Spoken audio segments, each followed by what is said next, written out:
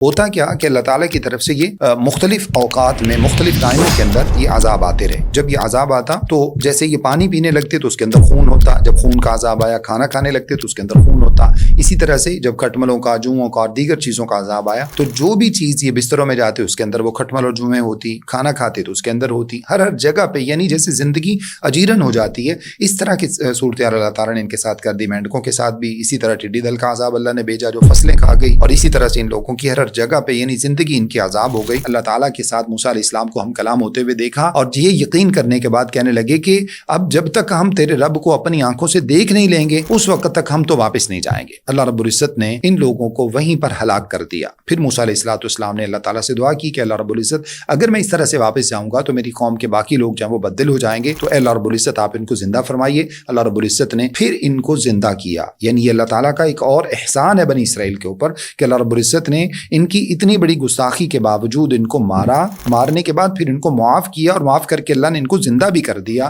لیکن اس کے باوجود یہ قوم اپنی ہٹ درمیوں سے باز نہیں آئی اور اللہ تعالیٰ کا ہمیشہ سے مختلف طرح سے انکار ہی کرتی رہی، مختلف طرح کے سوالات جو ہے وہ کرتے رہے. کہتے ہیں کہ اللہ اگر یہ دین تیری طرف سے برحق ہے، نبی صلی اللہ علیہ وسلم کا آنا تیری طرف سے برحق ہے، تو ہمارے اوپر یا تو پتھروں کی بارش نازل فرما دیں یا پھر ہمیں دردناک عذاب کا شکار کر دے. کلیاذ باللہ من ذالک. حالانکہ کہنا تو یہ چاہیے کہ اللہ رب العزت اگر یہ دین اور نبی صلی اللہ علیہ وسلم کا مبعوث ہونا تیری طرف سے حق ہے تو اللہ ہمیں ان کی اتباع کرنے کی توفیق عطا فرما. لیکن بدبختی جب انسان کے اوپر غالب آتی ہے تو پھر انسان اسی طرح اپنے لیے بد دعائیں کرتا ہے جیسے مشرکین مکہ نے کی ہیں.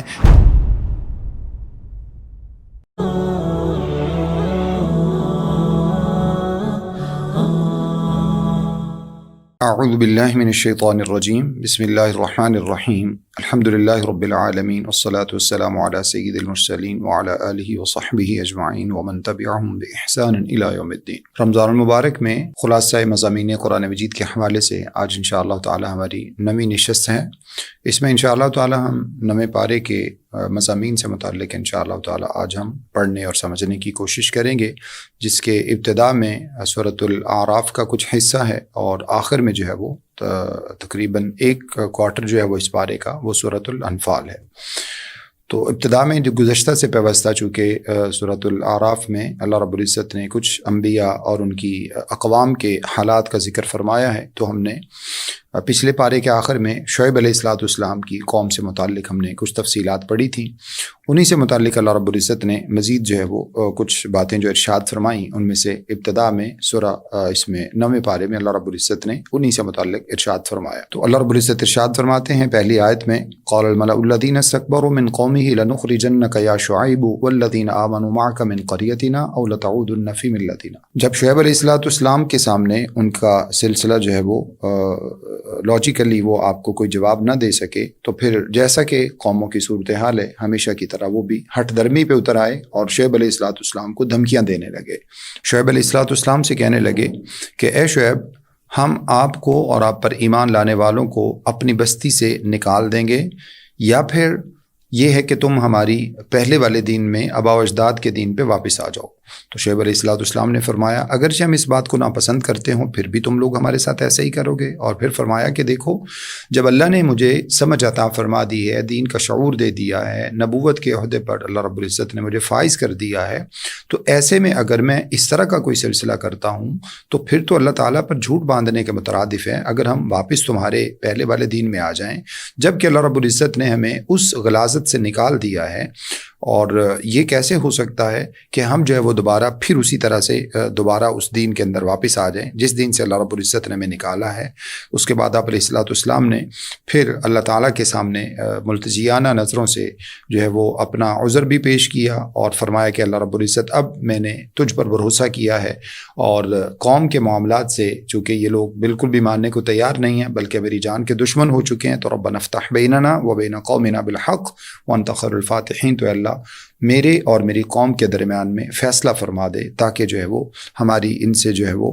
جان بخشی ہو جائے اور یہ ہمیں کسی طرح کا نقصان نہ پہنچا سکیں. تو نتیجتاً اللہ رب العزت نے ان لوگوں کو عذاب کا شکار کیا. اس کے بعد اللہ رب العزت نے مجموعی طور پہ اپنی پکڑ کے حوالے سے یہ بات ذکر فرمائی ہے. اللہ فرماتے ہیں ہمارا یہ طریقہ ہے کہ ہم کسی بھی بستی میں قوم میں پہلے نبی علیہ الصلوۃ والسلام کو بھیجتے ہیں۔ ان کے بھیجنے کا مقصد یہ ہوتا ہے ان کو مختلف طرح کے حالات کا سامنا کرنا پڑتا ہے۔ مقصد یہ ہوتا ہے کہ وہ لوگ اللہ تعالیٰ کی طرف جھک جائیں، ان کو ڈرایا جائے، ان کے سامنے جو ہے وہ انذار و تبشیر یہ دونوں صورتیں رکھی جائیں، ان کو خوشخبریاں دی جائیں، ان کو جنت اور جہنم کے بارے میں بتایا جائے، اللہ رب العزت کی بابت بتایا جائے، دنیا میں آنے کا مقصد بتایا جائے، اور اس کے بعد وہ لوگ اللہ تعالیٰ کی طرف جھک جائیں، ان کو پتہ چلے کہ ہمارا دنیا میں آنے کا مقصد کیا ہے اور ہماری اصل جو ٹارگٹ ہے وہ کیا ہے۔ لیکن جب اس کے باوجود بھی لوگ باز نہیں آتے اور انبیاء کی بات کو سننے کو تیار نہیں ہوتے تو اللہ رب العزت ارشاد فرماتے ہیں حتیٰ کہ وہ ان برائیوں میں، ان اپنی بدمستیوں میں آگے سے آگے بڑھتے ہی چلے جاتے ہیں، تو پھر نتیجہ یہ نکلتا ہے کہ اور وہ اس کے بعد نتیجہ یہ نکلتا ہے کہ فَأَخَذْنَاهُمْ بَغْتَةً وَهُمْ لَا يَشْعُرُونَ، یہ آیت نمبر 95 ہے سورۃ الاعراف کی۔ اللہ فرماتے ہیں پھر اچانک ہم اس قوم کی پکڑ فرما لیتے ہیں۔ تو اس میں اللہ تعالیٰ کی طرف سے بڑی ہی سخت قسم کی آزمائش ہوتی ہے۔ بعض مرتبہ لوگوں کے حالات بڑے فراوانی والے ہوتے ہیں، بڑے بہتر حالات ہوتے ہیں، ظاہری طور پر دنیاوی اعتبار سے ہر اعتبار سے ان کو جو ہے وہ آسودگی حاصل ہوتی ہے، اور وہ یہ سمجھ رہے ہوتے ہیں کہ یہ اللہ تعالیٰ کی طرف سے نعمتیں ہیں، جبکہ وہ اللہ تعالیٰ کی طرف سے نعمتیں نہیں ہوتی، وہ اللہ تعالیٰ کا قانون انذار ہوتا ہے اور قانون امحال ہوتا ہے، یعنی اللہ تعالیٰ ان کو مہلت دیے ہوئے ہوتے ہیں، اور پھر جب اس طرح سے اللہ تعالیٰ پکڑ فرماتے ہیں تو پھر انسان کو سمجھ میں بھی نہیں آتا کہ اب مجھے جو ہے وہ کس طرح سے یہاں سے میری جان بخشی ہو سکتی ہے، یا کس طرح سے جو ہے وہ میں اس سے اپنے آپ کو بچا سکتا ہوں، جو کہ اللہ کی پکڑ سے بچانا ممکن نہیں ہوتا۔ پھر اللہ رب العزت آیت نمبر 96 میں ارشاد فرماتے ہیں وَلَوْ أَنَّ أَهْلَ الْقُرَىٰ آمَنُوا وَاتَّقَوْا لَفَتَحْنَا عَلَيْهِمْ بَرَكَاتٍ مِّنَ السَّمَاءِ وَالْأَرْضِ وَلَٰكِن كَذَّبُوا فَأَخَذْنَاهُم بِمَا كَانُوا يَكْسِبُونَ۔ اگر یہ بستیوں والے اللہ رب العزت پر ایمان لے آتے، اللہ تعالیٰ سے ڈرتے، اللہ تعالیٰ پر ایمان لے آتے، چاہے کوئی بھی بستی ہو، کوئی بھی قوم ہو، جیسے مجموعی طور پر اللہ رب العزت نے اپنی پکڑ کا ذکر فرمایا تو اسی طرح سے یہ بات ذکر فرمائی ہے کہ اگر لوگ ایمان لے آئیں، جن انبیاء کو ہم بھیجتے ہیں ان کی بات کو مانیں، ان کی اتباع کریں اور اللہ رب العزت کے دین کو فالو کریں، تو اللہ فرماتے ہیں کہ ہم ان کے اوپر آسمان و زمین کی تمام برکات کے دروازے کھول دیں۔ لیکن یہ لوگ چونکہ اللہ رب العزت کی بات کو نہیں مانتے، انبیاء کی بات کو جھٹلاتے ہیں، وَلَٰكِن كَذَّبُوا فَأَخَذْنَاهُم بِمَا كَانُوا يَكْسِبُونَ، اللہ فرماتے ہیں یہ جھٹلا دیتے ہیں، اس کی وجہ سے پھر کیا ہوتا ہے، ان کے اعمال کی بدولت اللہ رب العزت ان کی پکڑ فرماتے ہیں، جیسے اللہ رب العزت دیگر جگہوں پر قرآن مجید میں یہ بات ارشاد فرماتے ہیں کہ اللہ تعالیٰ جب بھی کسی کے اوپر کوئی مصیبت آتی ہے فَبِمَا كَسَبَتْ أَيْدِيكُمْ، تو وہ کس وجہ سے آتی ہے، وہ اپنے اعمال ہی کی وجہ سے آتی ہے، اور اگر انسان دین کو فالو کرے تو اللہ رب العزت آخرت بھی عطا فرماتے ہیں، دنیا میں بھی تمام کی تمام برکات اور نعمتیں اللہ رب العزت عطا فرماتے ہیں۔ یہ بہت ساری قوموں کے اللہ رب العزت نے یہاں پر حالات کا تذکرہ کیا تھا، جو ہم نے پچھلے سبق میں 8ویں نشست میں بھی جن کو آخر میں ڈسکس کیا تھا، ان سب کے بعد اللہ رب العزت ارشاد فرماتے ہیں، آیت نمبر 100 ہے سورۃ الاعراف کی، اولم یہد للذین یرثون الارض من بعد اہلها لو نشاء وصبناهم بذنوبهم ونطبع على قلوبهم فهم لا يسمعون۔ اب جن لوگوں کو ہم نے دنیا میں وارث بنایا ہے، یعنی اب جو لوگ، جو قومیں اب دنیا کے اندر آباد ہیں، یہ کیا سمجھتے ہیں کہ اگر یہ اللہ تعالیٰ کی اسی طرح سے نافرمانیاں کریں گے تو اللہ تعالیٰ ان کی پکڑ نہیں فرمائیں گے؟ اللہ فرماتے ایسا نہیں ہو سکتا۔ اگر یہ لوگ، جیسے اللہ نے فرمایا وَإِن تَعُودُوا نَعُودْ، اگر تم لوٹو گے تو ہم بھی لوٹیں گے، اگر یہ لوگ بھی وہی وطیرہ اختیار کریں گے، وہی رویہ اختیار کریں گے جو پہلی قوموں کے لوگوں نے، جن کو اللہ نے تباہ کر دیا، انہوں نے جو اپنایا تھا، تو اللہ فرماتے ہیں کہ آج کی قوم بھی، اگر آج کے لوگ بھی اگر وہ رویے اختیار کریں گے تو اللہ کا عذاب ان لوگوں کو بھی اسی طرح سے اپنی لپیٹ میں لے گا۔ اللہ رب العزت ہمیں نبی صلی اللہ علیہ وسلم کی صحیح معنی میں اتباع کرنے کی توفیق عطا فرمائے اور ایمان سے محبت کرنے کی توفیق عطا فرمائے، تاکہ ہم اس طرح کے انجام سے بچ سکیں۔ اس کے بعد اللہ رب العزت نے اگلے رکوع میں، رکوع نمبر 3 ہے یہ اس پارے کا، اور سورہ کا رکوع نمبر 13 ہے، اللہ رب العزت نے موسیٰ علیہ السلام کو مبعوث کرنے کے حوالے سے ذکر فرمایا ہے، آیت نمبر 103 میں ثم بعثنا من بعد موسیٰ، یعنی ان انبیاء کے بعد پھر اللہ رب العزت نے موسیٰ علیہ السلام کو فرعون کی طرف اور اس کے سرداروں کی طرف مبعوث کیا، لیکن انہوں نے بھی ظلم کیا، فانظر کیف کان عاقبۃ المفسدین، تو اللہ فرماتے ہیں کہ پھر ان فساد کرنے والوں کا انجام دیکھیے۔ اور اس کے بعد اللہ رب العزت نے فرعون کے ساتھ موسیٰ علیہ السلام نے جب دعوت دی اور ان کو اپنی نبوت کے بارے میں بتایا، اللہ تعالیٰ کا پیغام پہنچایا، تو فرعون اور اس کی قوم نے کس طرح سے بیہیو کا سامنا جو ہے وہ مظاہرہ کیا، اللہ رب العزت نے وہ تفصیلی ڈائلاگ جو ہے موسیٰ علیہ السلام کا اور فرعون کا، اس کا تذکرہ کیا ہے۔ جب موسیٰ علیہ السلام نے ان کے سامنے دعوت پہنچائی تو انہوں نے اس کا انکار کر دیا، ساتھ میں آپ علیہ السلام نے ان سے کہا کہ میرے ساتھ بنی اسرائیل کو بھیج دو، اللہ رب العزت نے مجھے اس کام کے لیے مبعوث کیا ہے، اور ان کے اوپر اوپر مظالم کا سلسلہ بند کر دو، تو وہ فرعون اور اس کی قوم اور اس کے سردار جو تھے موسیٰ علیہ السلام کی بھی جان کے دشمن ہو گئے اور جو ہے وہ مقابلے پر اتر آئے۔ اس کا نتیجہ یہ نکلا کہ موسیٰ علیہ السلام نے اللہ تعالیٰ کے حکم کے ساتھ ان کے سامنے اپنی لاٹھی کو ڈالا جو ہے وہ اژدہا کی شکل اختیار کر گئی۔ اس کو دیکھ کر وہ کہنے لگے، اور اسی طرح سے دوسرا معجزہ جو ہے وہ بھی آپ علیہ السلام نے پیش کیا، اپنے ہاتھ کو جو ہے وہ کھینچ کر باہر نکالا تو وہ چمکتا ہوا تھا۔ اس کو دیکھ کر فرعون اور اس کے لوگ کہنے لگے کہ یہ تو سیدھا سیدھا جادو ہے۔ لہٰذا ان لوگوں نے کیا کیا، تمام کے تمام جادوگروں کو اکٹھا کر لیا اور انہوں نے کہا کہ تم جو ہے وہ اپنا جادو پیش کرو۔ موسیٰ علیہ السلام سے کہا، اور یہ جادوگر جو ہے وہ اپنا جادو پیش کریں گے۔ اس کی تفصیلات ہیں جو ہم اکثر صورتوں میں سنتے رہتے ہیں۔ موسیٰ علیہ السلام نے جادوگروں سے کہا کہ تم لوگوں نے جو کچھ بھی تمہارے پاس موجود ہے تم اس کو ڈال دو۔ ان لوگوں نے اس جو ہے وہ جو بھی شعبدہ بازی ان کے پاس تھی انہوں نے وہ ڈالا، رسیاں ڈالیں۔ جو لوگوں کی نظروں پر جادو ہوا، لوگوں نے یہ سمجھا کہ شاید یہ سانپ ہیں، جبکہ وہ سانپ نہیں تھے، حقیقت میں وہ رسیاں ہی تھیں۔ وہ صرف لوگوں کی آنکھوں کے اوپر وقتی طور پہ ایک شعبدہ بازی ہے، ظاہر ہے کہ شیطان کی طاقتیں اس کے اندر کار فرما ہوتی ہیں، اور ایسا نہیں ہے کہ اللہ رب العزت کے حکم کے بغیر ایسا ہو جاتا ہے۔ اللہ تعالیٰ کے حکم کے بغیر کوئی گناہ کرنا ممکن نہیں ہوتا، کوئی نیکی کرنا ممکن نہیں ہوتا۔ گناہ میں بھی اللہ تعالیٰ کی طرف سے جو ہے وہ اللہ تعالیٰ کی توفیق اور اللہ تعالیٰ کے حکم کے بغیر گناہ ممکن نہیں ہوتا۔ اللہ تعالیٰ کا جو امر تکوینی ہے وہ اس کے اندر شامل ہوتا ہے۔ ہاں، اللہ تعالیٰ کی مشیت اس کے اندر شامل نہیں ہوتی، اللہ تعالیٰ کی رضا اس میں شامل نہیں ہوتی۔ نیکی کے اندر اللہ تعالیٰ کی رضا شامل ہوتی ہے۔ تو بہرحال ان لوگوں نے وہ جادو پیش کیا۔ اس کے مقابلے میں موسیٰ علیہ السلام نے جب اپنے عصا کو ڈالا جو اللہ تعالیٰ کی طرف سے معجزہ تھا، تو وہ ساری کی ساری رسیوں کو نگل گیا۔ جب اس نے وہ رسیوں کو نگل لیا تو اس کے نتیجے میں جتنے بھی جادوگر تھے اللہ رب العزت نے ان کے بارے میں ارشاد فرمایا کہ وہ سارے کے سارے مغلوب ہو گئے، اور وہ وَأُلْقِيَ السَّحَرَةُ سَاجِدِينَ آیت نمبر 120 ہے سورۃ الاعراف کی۔ اللہ فرماتے ہیں سارے کے سارے جو جادوگر تھے وہ سجدے میں گر گئے اور کہنے لگے قَالُوا آمَنَّا بِرَبِّ الْعَالَمِينَ رَبِّ مُوسَىٰ وَهَارُونَ، ہم اللہ تعالیٰ کے ساتھ جو تمام جہانوں کا پالنے والا ہے اس پر ایمان لاتے ہیں، اور موسیٰ اور ہارون علیہ السلام کے رب پر ایمان لاتے ہیں۔ تو جادوگر جو ہیں وہ سارے کے سارے اللہ تعالیٰ پر ایمان لے آئے، سجدے میں گر گئے اور کہنے لگے کہ ہم اللہ تعالیٰ پر ایمان لاتے ہیں، موسیٰ اور ہارون علیہ السلام کے رب پر ایمان لاتے ہیں۔ اس کا نتیجہ یہ نکلا کہ فرعون ان جادوگروں کا بھی دشمن ہو گیا، اور وہ کہنے لگا کہ یہ تم سب کی آپس میں ملی بھگت ہے، اور تم سب نے مل کر جو ہے وہ اس جو ہے وہ جادو کو پیش کیا ہے، اور موسیٰ علیہ السلام بھی گویا کہ تمہارے ہی بڑے ہیں، لہٰذا میں کیا کروں گا، میں تمہیں بڑی سخت سزا دوں گا۔ لَأُقَطِّعَنَّ أَيْدِيَكُمْ وَأَرْجُلَكُمْ مِنْ خِلَافٍ ثُمَّ لَأُصَلِّبَنَّكُمْ أَجْمَعِينَ، تمہارے مخالف سمت سے ہاتھ اور پاؤں کاٹ دوں گا، یعنی دایاں ہاتھ اور بایاں پاؤں، یا بایاں ہاتھ اور دایاں پاؤں یہ کاٹ دوں گا، یا پھر تمہیں سب کو سولی پہ لٹکا دوں گا۔ تو وہ جو جادوگر تھے وہ کہنے لگے قالوا انا الی ربنا منقلبون، اگر تو ایسی ہمیں سزا دے گا، یعنی ہمیں قتل بھی کر دے گا، تو ہم کم از کم اس بات پر تو مطمئن ہیں کہ اللہ رب العزت پر ہم ایمان لے آئے ہیں، ایسے میں ہم اللہ تعالیٰ کی طرف لوٹنے والے بن جائیں گے۔ یعنی بڑی ہی سخت قسم کی عزیمت کا رستہ ان جادوگروں نے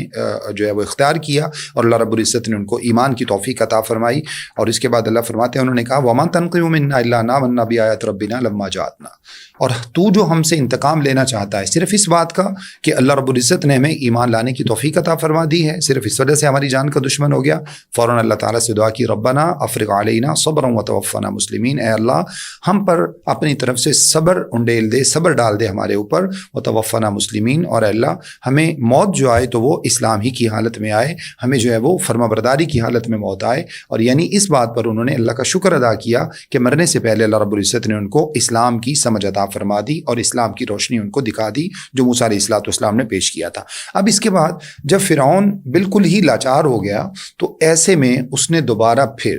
ایک مرتبہ موسیٰ علیہ السلام کی پیدائش کے وقت اور پیدائش سے پہلے بنی اسرائیل کے بچوں کو قتل کیا گیا۔ دوسرا جو قتل کا سلسلہ ہے، یہ قتل کا یعنی جو سلسلہ ہے، یہ 2 مرتبہ بنی اسرائیل کو اس چیز کا سامنا کرنا پڑا۔ تو دوسری مرتبہ جب یہ فرعون اور اس کے جو حواری تھے، اس کے جو سردار تھے اس کی قوم کے، یہ سب جب بے بس ہو گئے، لاچار ہو گئے اور ان سے کوئی جواب نہ بن پایا، تو پھر کہنے لگے، سردار کہنے لگے وقال الملأ من قوم فرعون اتذر موسیٰ وقومہ لیفسدوا فی الارض ویذرک وآلہتک،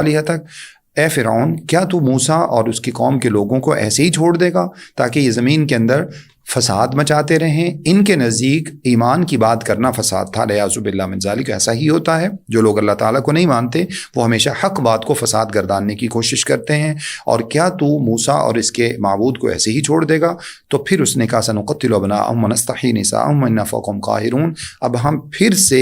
وہی ایک مرتبہ جو ہے وہ دوسرے اسپیل میں کیا کریں گے، ان کے بچوں کو قتل کرنا شروع کر دیں گے، ان کی بچیوں کو زندہ جو ہے وہ زندہ چھوڑ دیں گے، اور ہم جو ہے وہ یہ سارا کچھ کر گزریں گے، ہم بڑے زبردست ہیں. تو دوبارہ پھر بنی اسرائیل کو اس سزا کا جو ہے وہ سامنا کرنا پڑا. اس کے بعد اللہ رب العزت نے فرعون کی قوم کے اوپر مختلف قسم کے جو عذاب بھیجے ان کا تذکرہ کیا ہے. اللہ نے فرمایا کہ فَإِذَا جَاءَتْهُمُ الْحَسَنَةُ قَالُوا لَنَا هَٰذِهِ، آیت نمبر 131 ہے، اور اسی طرح سے آیت نمبر 132 ہے جس میں اللہ رب العزت نے ان عذابوں کا، ان آزمائشوں کا تذکرہ کیا جو فرعون کی قوم پر اللہ تعالیٰ نے بھیجے تھے. ان میں سے اللہ نے فرمایا فَأَرْسَلْنَا عَلَيْهِمُ الطُّوفَانَ، ان کے اوپر ہم نے طوفان بھیجا، وَالْجَرَادَ، اسی طرح سے جو ٹڈی دل ہے وہ اللہ رب العزت نے ان کے اوپر عذاب بھیجا، جوؤں اور کھٹملوں کا یا پھر چچڑی کا عذاب جو کہ گھن کا کیڑا ہوتا ہے، اس کا عذاب اللہ رب العزت نے بھیجا، مینڈکوں کا عذاب بھیجا، اور اسی طرح سے خون کا عذاب بھیجا. اللہ فرماتے ہیں اس کے باوجود ان لوگوں نے تکبر کیا اور وہ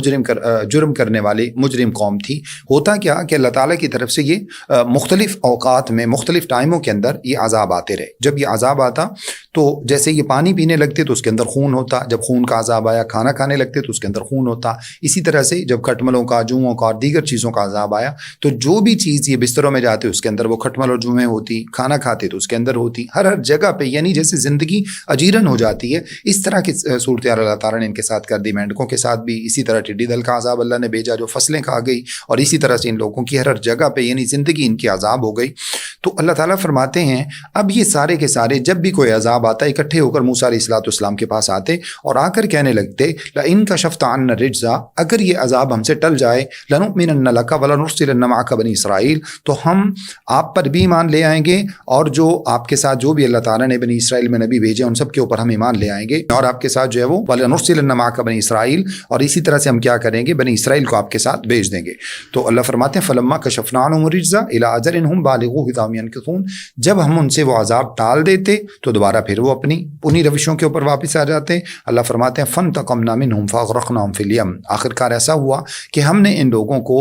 جو ہے وہ فائنلی ان لوگوں کو عذاب کا شکار کیا، اور ان کو سب کے سب کو اللہ رب العزت نے دریا کے اندر غرق کر دیا، جہاں اللہ رب العزت نے موسیٰ علیہ السلام اور بنی اسرائیل کو نجات عطا فرمائی، جس کا تذکرہ ہم اس سے پہلے بھی پڑھ چکے ہیں. اور اس کے بعد اللہ فرماتے ہیں کہ پھر ہم نے بنی اسرائیل کو ان کا وارث بنایا، یعنی فرعون اور اس کی قوم تو پورے کے پورے غرق ہو گئے، جس کی تفصیلات ہم جا کر سورہ دخان میں پڑھیں گے. اللہ فرماتے ہیں کہ کتنے ہی محلات اور کتنے ہی باغات تھے جن کو وہ چھوڑ کے چلے گئے، حتیٰ کہ ان کے اوپر فما بکت علیہم السماء والارض، نہ آسمان رویا نہ ان کے اوپر زمین روئی، یعنی ان کے اوپر کوئی رونے والا بھی نہ بچا. پر اللہ رب العزت فرماتے ہیں کہ پھر ہم نے بنی اسرائیل کو ان کا وارث بنایا. اب بنی اسرائیل کو جب اللہ رب العزت نے وارث بنایا، دریا پار کروا دیا اور ان کو نجات عطا فرمائی، اب بنی اسرائیل کے کچھ اللہ رب العزت نے جو ہے وہ اعمال کا تذکرہ کیا ہے. ان میں سے یہ ہے کہ اللہ فرماتے ہیں آیت نمبر 138 میں کہ جب بنی اسرائیل کے لوگ جو ہے وہ وہاں سے اللہ تعالیٰ نے ان کو دریا پار کروا دیا تو ایک بستی کے پاس سے گزرے، یعکفون علی اصنام لہم، جنہوں نے اپنے کچھ بت بنا رکھے تھے اور ان بتوں کے اوپر وہ مجاور بن کے اعتکاف کی صورت میں بیٹھے ہوئے تھے. اب یہ کیا کہنے لگے، یا موسیٰ اجعل لنا الہا کما لہم آلیہ، اے اللہ، اے موسیٰ علیہ السلام ہمارے لیے بھی اسی طرح کے بت بنا دیجئے جیسا کہ اس قوم کے اندر موجود ہیں. قال انکم قوم تجہلون، موسیٰ علیہ السلام نے فرمایا تف ہے تمہاری عقل کے اوپر، کس طرح کے تم لوگ ہو کہ اللہ رب العزت نے تمہیں بت پرستی سے، فرعونوں کی جو ہے وہ اس سے پرستش سے نکال کر اللہ رب العزت نے تمہیں اپنی عبادت کا تمہیں حکم دیا ہے، تمہیں اللہ تعالیٰ نے نجات عطا فرمائی ہے، اتنے احسانات اللہ تعالیٰ نے تمہارے اوپر کیے ہیں، اور تم اب پھر دوبارہ بت پرستی کی طرف جانا چاہتے ہو. تو موسیٰ علیہ السلام نے فرمایا کہ یہ تو تباہ ہونے والی قوم ہے. اور اس کے بعد فرمایا قال اغیر اللہ ابغیکم الہا وافضلکم علی العالمین، تم کس طرح کی بدبخت قوم ہو، تم سمجھتے ہو کہ اللہ کے علاوہ میں کوئی معبود بنا لوں، جبکہ اس اللہ رب العزت نے تمہیں تمام جہانوں کے اوپر فضیلت عطا فرمائی ہے. اللہ فرماتے وَإِذْ أَنْجَيْنَاكُم مِّنْ آلِ فِرْعَوْنَ يَسُومُونَكُمْ سُوءَ الْعَذَابِ، اور ان کو وہ وقت یاد دلائیے جب ہم نے ان کو فرعون اور اس کے عذابوں سے، ان کی تکلیفوں سے ان کو نجات دلائی. وہ تمہارے بیٹوں کو قتل کر دیتے تھے، تمہاری بچیوں کو زندہ چھوڑتے تھے، کتنی بڑی بڑی اس میں آزمائش تھی، لیکن اس کے باوجود تم دیکھو کہ تم کن معاملات میں پڑے ہو۔ اب جب اللہ رب العزت نے ان کو نجات عطا فرما دی اور بنی اسرائیل جو ہے وہ وہاں سے نکل کر دریا پار کر کے اس کے بعد جو ہے وہ آگے جا کر ان لوگوں نے اپنا پڑاؤ اور مقام بنایا، تو وہاں پر اللہ رب العزت نے موسیٰ علیہ السلام کو اپنے پاس بلایا۔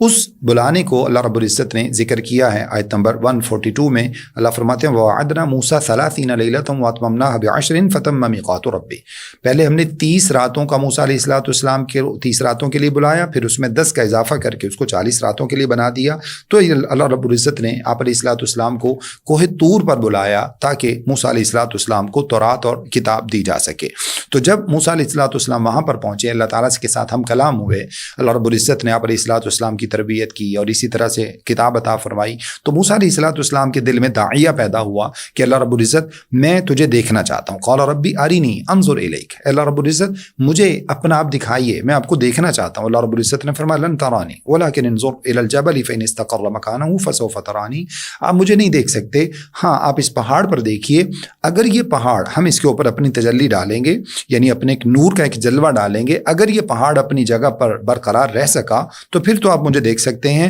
لیکن اگر یہ نہیں رہ سکا تو پھر یقیناً آپ مجھے نہیں دیکھ سکتے۔ اللہ رب العزت نے اس پہاڑ کے اوپر اپنی نور کا جلوہ ڈالا، تجلی ڈالی۔ فلما تجلی ربہ للجبل جعلہ دکا وخر موسیٰ صاعقا، تو وہ پہاڑ ریزوں میں بدل گیا، موسیٰ علیہ السلام بے ہوش ہو کر گر پڑے اور اس کے بعد کہنے لگے سبحانک تبت الیک وانا اول المؤمنین، اے اللہ رب العزت آپ پاکیزہ ذات ہیں اور میں سب سے پہلے ایمان لانے والوں میں سے ہوتا ہوں۔ یہاں سے جو مسئلہ ہمارے سمجھنے کا ہے وہ یہ ہے کہ سیدہ عائشہ رضی اللہ تعالیٰ عنہ کی روایت کے مطابق اللہ رب العزت کو کسی بھی آنکھ نے آج تک نہیں دیکھا، حتیٰ کہ رسول اللہ صلی اللہ علیہ وسلم نے بھی معراج کی رات رسول اللہ صلی اللہ علیہ وسلم نے بھی اللہ تعالیٰ کو نہیں دیکھا، اور آپ فرماتی ہیں کہ جس نے یہ کہا کہ اللہ کے نبی صلی اللہ علیہ وسلم نے اللہ کو دیکھا ہے اس نے جھوٹ بولا۔ اللہ رب العزت ہاں قیامت والے دن بطور خاص جنت میں اللہ رب العزت مومنوں کو، اہل جنت کو یہ طاقت جو ہے وہ عطا فرمائیں گے کہ وہ ان آنکھوں کے ساتھ جو ہے وہ اللہ رب العزت کا دیدار کر سکیں گے۔ دنیا میں اللہ رب العزت کا دیدار کسی نے بھی نہیں کیا۔ اس کے بعد اللہ رب العزت نے اسی قوم سے متعلق بنی اسرائیل بھی اور دیگر بھی عمومی طور پر قوموں سے متعلق یہ بات ارشاد فرمائی۔ آیت نمبر 146 میں اللہ فرماتے ہیں کہ جن لوگوں کو، جو لوگ تکبر کرنے لگتے ہیں، ان کے سامنے کسی بھی طرح کی نشانیاں آ جائیں وہ ان کو ماننے کو تیار نہیں ہوتے، وہ ان میں ہمیشہ کیڑے ہی نکالتے ہیں۔ وَإِن يَرَوْا كُلَّ آيَةٍ لَا يُؤْمِنُوا بِهَا، اگر ہر نشانی بھی دیکھ لیں وہ ایمان نہیں لاتے۔ وَإِن يَرَوْا سَبِيلَ الرُّشْدِ لَا يَتَّخِذُوا سَبِيلًا، بھلائی کا رستہ نظر آ جائے اس کو فالو نہیں کرتے۔ وَإِن يَرَوْا سَبِيلَ الْغَيِّ يَتَّخِذُوا سَبِيلًا، اگر کوئی برائی کا رستہ دیکھ لیں، اگر کوئی جو ہے وہ گمراہی کا رستہ دیکھ لیں فوراً اس کے اوپر چلنے لگتے ہیں۔ اللہ فرماتے اس کی وجہ یہ ہوتی ہے کہ انہوں نے ہماری آیتوں کو جھٹلایا اور وہ غفلت والے بن گئے۔ اس کی وجہ سے اللہ رب العزت فرماتے ہیں کہ یہ لوگ وہ ہیں کہ جنہوں نے ہماری آیتوں کو جھٹلایا، آخرت کی اللہ تعالیٰ کی ملاقات کو جھٹلایا۔ حبطت اعمالہم، تو اب ان کے اعمال ضائع ہو گئے۔ هل یجزون الا ما كانوا يعملون، اب قیامت والے دن ان کو وہی ملے گا جو یہ دنیا کے اندر عمل کرتے رہے ہیں۔ اس کے بعد موسیٰ علیہ السلام جب کوہ طور پر گئے تھے 40 راتوں کے لیے، جب اللہ رب العزت نے آپ کو بلایا تو پیچھے سے قوم نے کیا کیا، ان کے ساتھ سامری جادوگر تھا جس کی تفصیلات ہم سورۃ طٰہٰ میں پڑھیں گے انشاءاللہ 16 پارہ میں۔ سامری جادوگر نے ان کے لیے ایک بچڑا بنا دیا، سونے کا زیورات کا ایک بچڑا بنایا اور بچڑا بنا کے کہنے لگا کہ تم اس کی عبادت کرو، یہ اصل میں تمہارا رب ہے۔ موسیٰ علیہ السلام تو بھول کر کوہ طور پر چلے گئے، اعوذ باللہ من ذالک۔ اللہ نے اس جو ہے وہ بات کا تذکرہ کیا ہے کہ ان لوگوں نے جو ہے وہ واتخذ قوم موسیٰ من بعدہ من حلیہم عجلا جسدا لہ خوار، زیورات سے ایک بچڑا بنایا اور اس بچڑے میں سے ایک آواز آتی تھی، جب اس کے پیچھے سے بولا جاتا تو وہ آگے سے اس کے منہ سے آواز نکلتی، تو یہ لوگ جو ہے وہ اسی کو اپنا رب بنا کے بیٹھ گئے، اعوذ باللہ من ذالک۔ پر اس کی جو ہے وہ تفصیلات کا تذکرہ ہے۔ واپس آ کر موسیٰ علیہ السلام نے ہارون علیہ السلام کو بھی فرمایا کہ یہ آپ نے کیا کیا کہ ان لوگوں کو آپ نے سمجھایا نہیں؟ تو ہارون علیہ السلام نے فرمایا کہ اے میرے ماں جائے بھائی، میں نے تو ان کو سمجھایا تھا، لیکن یہ لوگ جو ہے وہ سامری کی باتوں میں آ کر اور اسی طرح سے خود سے سرکش ہو کر یہ لوگ جادو اس کی طرف چلے گئے، بچڑے کی عبادت کی طرف چلے گئے اور انہوں نے میری کوئی بھی بات نہیں سنی۔ اس کے بعد یہ ہوا کہ اللہ تعالیٰ کی طرف سے جب موسیٰ علیہ السلام کا جب تھوڑا سا غصہ آپ کا نارمل ہوا تو اس کے بعد آپ علیہ السلام نے ان کے سامنے وہ تورات کی تختیاں پیش کی جو اللہ رب العزت نے آپ کو دے کر بھیجا تھا، اور پھر اس کے بعد اللہ رب العزت نے ان کی ایک اور طریقے سے آزمائش کی۔ وہ یہ تھا کہ اللہ رب العزت نے موسیٰ علیہ السلام کو حکم دیا کہ ان میں سے 70 لوگوں کا انتخاب کیجئے۔ اب یہ 70 لوگ کیوں بلائے گئے اللہ تعالیٰ کے پاس؟ وہ بعض مفسرین نے کہا کہ یا تو اس وجہ سے بلائے گئے کہ ان لوگوں نے جو بچھڑے کی عبادت کی تھی اس کی توبہ کے لیے اللہ رب العزت نے 70 لوگوں کو نمائندوں کا انتخاب کروایا کہ وہ موسیٰ علیہ السلام کے ساتھ کوہ طور پر جائیں۔ یا بعض لوگوں نے یہ کہا کہ ان لوگوں نے موسیٰ علیہ السلام سے یہ کہا کہ ہم تو آپ کی بات نہیں مانتے جب تک آپ کے رب کے ساتھ ہم بذات خود ہم کلام نہ ہو جائیں۔ تو یہ دونوں جو ہے وہ اس کے علاوہ بھی کچھ آراء مفسرین نے دی ہیں، لیکن یہ زیادہ راجح رائے ہے کہ ان مقاصد کے لیے اللہ رب العزت کے حکم سے موسیٰ علیہ السلام نے 70 لوگوں کا انتخاب کیا۔ اب جب ان لوگوں کو کوہ طور پر لے جایا گیا تو ان لوگوں نے بھی وہی تقاضا کیا اور کہنے لگے، اللہ تعالیٰ کے ساتھ موسیٰ علیہ السلام کو ہم کلام ہوتے ہوئے دیکھا اور یہ یقین کرنے کے بعد کہنے لگے کہ اب جب تک ہم تیرے رب کو اپنی آنکھوں سے دیکھ نہیں لیں گے اس وقت تک ہم تو واپس نہیں جائیں گے۔ اللہ رب العزت نے ان لوگوں کو وہیں پر ہلاک کر دیا۔ پھر موسیٰ علیہ السلام نے اللہ تعالیٰ سے دعا کی کہ اللہ رب العزت اگر میں اس طرح سے واپس جاؤں گا تو میری قوم کے باقی لوگ جو ہیں وہ بدل ہو جائیں گے، تو اے اللہ رب العزت آپ ان کو زندہ فرمائیے۔ اللہ رب العزت نے پھر ان کو زندہ کیا۔ یعنی یہ اللہ تعالیٰ کا ایک اور احسان ہے بنی اسرائیل کے اوپر کہ اللہ رب العزت نے ان کی اتنی بڑی گستاخی کے باوجود ان کو مارنے کے بعد پھر ان کو معاف کیا، اور معاف کر کے اللہ نے ان کو زندہ بھی کر دیا۔ لیکن اس کے باوجود یہ قوم اپنی ہٹ درمیوں سے باز نہیں آئی اور اللہ تعالیٰ کا ہمیشہ سے مختلف طرح سے انکار ہی کرتی رہی، مختلف طرح کے سوالات جو ہے وہ کرتے رہے۔ اس کے بعد اللہ رب العزت نے آیت نمبر 158 میں رسول اللہ صلی اللہ علیہ وسلم کی عالمگیر رسالت کا ذکر فرمایا ہے۔ قل یا ایھا الناس انی رسول اللہ الیکم جمیعا، اے اللہ کے رسول صلی اللہ علیہ وسلم آپ لوگوں سے کہہ دیجئے کہ مجھے اللہ رب العزت نے تمام کی تمام بنی نوع انسان کی طرف، تمام انسانیت کی طرف اللہ تعالیٰ نے مجھے نبی بنا کر بھیجا ہے۔ یہ آیت جو ہے وہ اس بات کی دلیل ہے کہ نبی صلی اللہ علیہ وسلم کے تشریف لانے کے بعد اب دنیا کے اندر کوئی بھی دوسرا دین نہیں چل سکتا۔ یہ رسول اللہ صلی اللہ علیہ وسلم کا خاصہ بھی ہے، جیسے نبی صلی اللہ علیہ وسلم نے ارشاد فرمایا کہ اس سے پہلے جو انبیاء تھے ان کو مخصوص کسی قوم کی طرف بھیجا جاتا، کسی علاقے کی طرف بھیجا جاتا، مخصوص وقت کے لیے بھیجا جاتا، جبکہ بعثت الی الناس کافۃ، آپ صلی اللہ علیہ وسلم ارشاد فرماتے ہیں کہ مجھے اللہ رب العزت نے پوری کی پوری انسانیت کی طرف نبی بنا کر بھیجا۔ وقت کی کوئی قید نہیں ہے، قیامت تک کے لیے نبی بنا کر بھیجا، کسی علاقے کی کوئی قید نہیں ہے، پوری دنیا کے لیے نبی بنا کر بھیجا اور پورے روئے زمین کے لیے نبی بنا کر بھیجا، اور اسی طرح سے کسی ایک قوم نہیں بلکہ تمام کے تمام انسانیت کی طرف اللہ رب العزت نے مجھے نبی بنا کر بھیجا۔ تو اس سے یہ بات سمجھ آتی ہے کہ نبی صلی اللہ علیہ وسلم کے آنے کے بعد اب اگر کسی سے کوئی دین قابل قبول ہوگا تو وہ صرف دین اسلام ہوگا، اگر اس کے علاوہ کوئی شخص کسی اور دین کے اوپر چلے گا تو وہ قیامت والے دن اس سے قبول نہیں کیا جائے گا، جیسے اللہ تعالیٰ نے تیسرے پارے میں یہ بات ارشاد فرمائی ہے، وَمَن يَبْتَغِ غَيْرَ الْإِسْلَامِ دِينًا فَلَن يُقْبَلَ مِنْهُ، اگر کسی نے کوئی اور دین تلاش کیا اور اس کے اوپر وہ عمل کر کے آیا تو قیامت والے دن اس سے قبول نہیں کیا جائے گا۔ اس کے بعد اللہ رب العزت نے اسی رکوع میں سورۃ البقرہ والے مضمون کو ایک دوسرے پیرائے میں ذکر کیا ہے، جب اللہ تعالیٰ نے ان کے 12 قبیلے بنا دیے بنی اسرائیل کے، اور پھر اس کے بعد ان کا آپس میں اتفاق نہ ہوا تو انہوں نے کہا کہ ہمیں مختلف چشمے چاہیے، یعنی ایک چشمے سے پانی نہیں پی سکتے تھے، تو موسیٰ علیہ السلام کو اللہ نے حکم دیا، آپ علیہ السلام نے معجزانہ طور پر اپنی لاٹھی کو مارا تو اس سے اللہ تعالیٰ نے 12 چشمے پیدا کر دیے، اس کا اللہ رب العزت نے تذکرہ کیا ہے۔ پھر اس کے بعد جو ہے وہ ان لوگوں کو اللہ رب العزت نے ایک بستی میں داخل ہونے کا حکم دیا اور وہاں پر فرمایا کہ تم قولوا حطۃ وادخلوا الباب، مغفرت کی دعا کرتے ہوئے وہاں سے داخل ہونا، اور اسی طرح سے اللہ تعالیٰ سے جو ہے وہ بخشش مانگتے ہوئے داخل ہونا۔ لیکن ان لوگوں نے وہاں پر بھی الفاظ کو بدل دیا اور اس کو جو ہے وہ اس کی جگہ پر حنطۃ کہنے لگے، یا پھر جو ہے وہ حبۃ فی شعرۃ کہنے لگے، یعنی گندم اور دانے مانگتے ہوئے، رزق مانگتے ہوئے اس کلمہ کو بدلتے ہوئے جو ہے وہ یہ کرنے لگے۔ بہرحال اللہ رب العزت نے اس کے باوجود ان لوگوں کو معاف کر دیا۔ اس کے بعد رکوع نمبر 11 ہے